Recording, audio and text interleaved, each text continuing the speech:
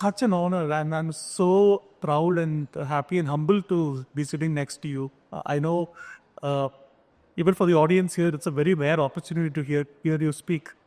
So, firstly, thank you very much for joining us. So, we have divided this the fireside chat into the various phases of journey. Relate that to your career and how you built this business and how you've inspired a lot of others. So, what's the first phase for any journey is takeoff, right? So, could you tell us about your early days, the kind of challenges that you faced during the early days when you were building a business? It's an interesting story. My father was in pharmaceutical wholesale business, and I used to work with him when I was in college. So that's where I saw that if you have branded products and then if your doctors prescribe your product, then over time you can build a successful business. So that's where I thought that I'll start the business. But I didn't have a lot of resources, and I decided that it's better to start with a business where there are relatively less number of doctors so that we can cover with less number of representatives. So we started with psychiatric products in Calcutta.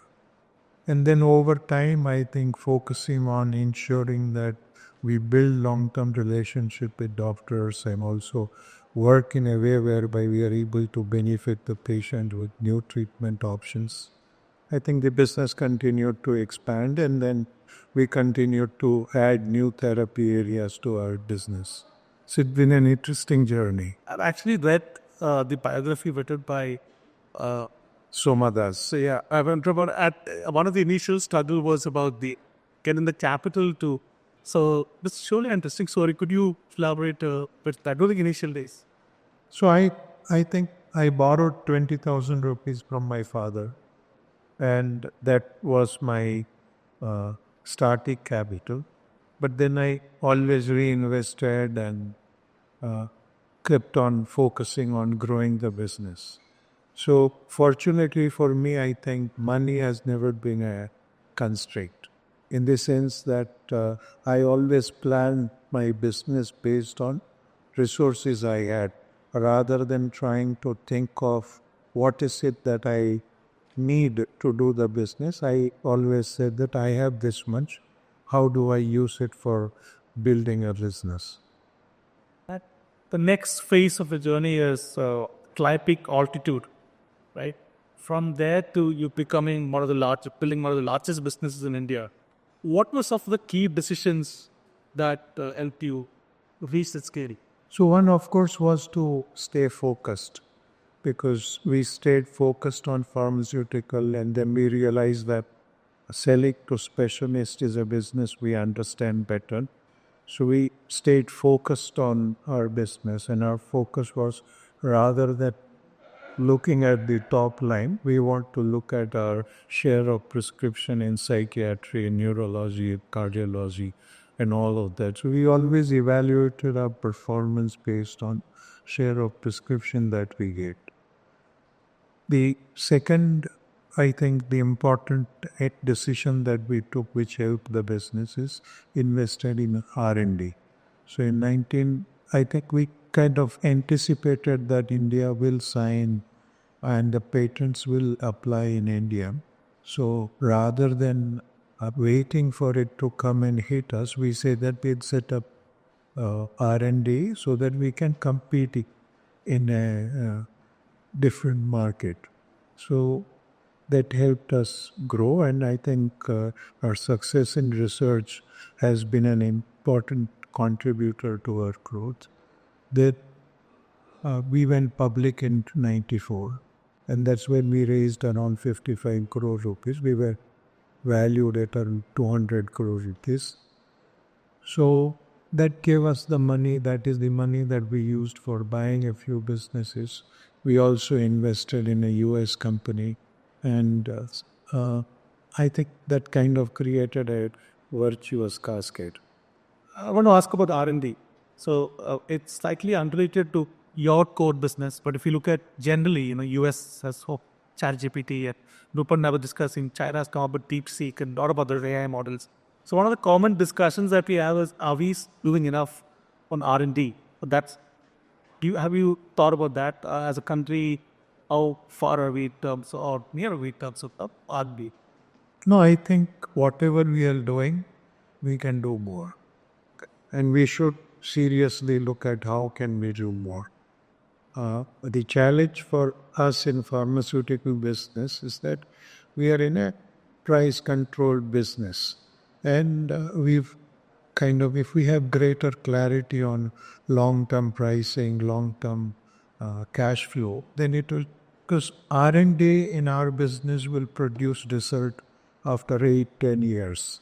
So you need to be able to continue to focus and invest. But the if you're successful, then I'm sure some companies, including our company, will be successful, then the returns will justify the risk and the investment. Are you by any chance doing any research on weight loss stocks like Zepbox? That's a big thing in the US. So I'm really waiting for something like that. No, hey, interesting. We have a weight loss product in phase 2, and depending on how you look at the data, but I think our assessment is certainly a very competitive profile of our product. But it will need to complete the phase 2. It will have to go to phase 3. So we're looking at least 3-4 years to come to market. That's a lot of diet control and exercise till that.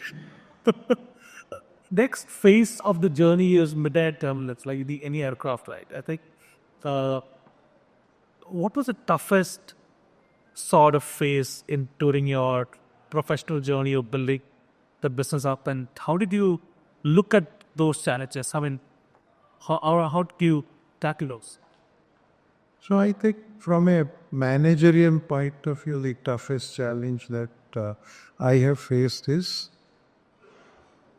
acquisition of Drampaxi and post-acquisition integration of Ranbaxy and Sun Pharma. Because we never anticipated the complexity involved in terms of integrating two companies of more or less similar size. Overnight, I think the size of the business increased more or less twice. Number of people that we were managing from 15,000 became 32,000. Number of manufacturing facilities increased. So I think not only me, but almost every senior manager in the company learned on the job how to manage a much more complex business. But if in retrospect, what I see is that is possibly the best decision we took, because it helped us become meaningful in terms of size in emerging markets. It helped us become a clear number one in India, helped us develop a much more successful business in US. So all aspects of the what you call management philosophy, I think has been a very successful decision. But it was challenging for a period of time. Then what I think was interesting is that along with that, we also saw significant price competition in generic business in the US. So while we were learning to manage a complex business, the profitability fell significantly. So we've rebuilt that profitability in last 3-4 years. So team has done a great job in terms of execution. Since we spoke about acquisition, you've got so many entrepreneurs here from various fields. What are the top problem from your perspective when acquiring a business? Is it the cultural integration or the financial integration? What is it that the number one challenge apart? No, culture is very important. But at the same point of time, my experience is that people want to succeed in life. So even if you acquire a business which is not doing well, it doesn't mean the people don't want to succeed. They want to succeed. It's your job as a manager to give them clear direction, motivate them, encourage them so that they can be successful. So I can, with retrospect, look at, let's say, many of the facilities that we acquired as a part of Ranbaxy acquisition. We are producing more than 3 times the volume than what they were producing from the same facility without actually make significant new investment or hiring new people. So simply by ensuring that we continue to invest on people and also give them proper direction, growth opportunities, and create a political work environment, I think can help us unleash the potential of the people. Culture is enough. Culture is of Yes. Okay. The next phase is planting altitude, right? During your time, there was no internet or chat GPT or anything where you can just go and research and get answers instantly.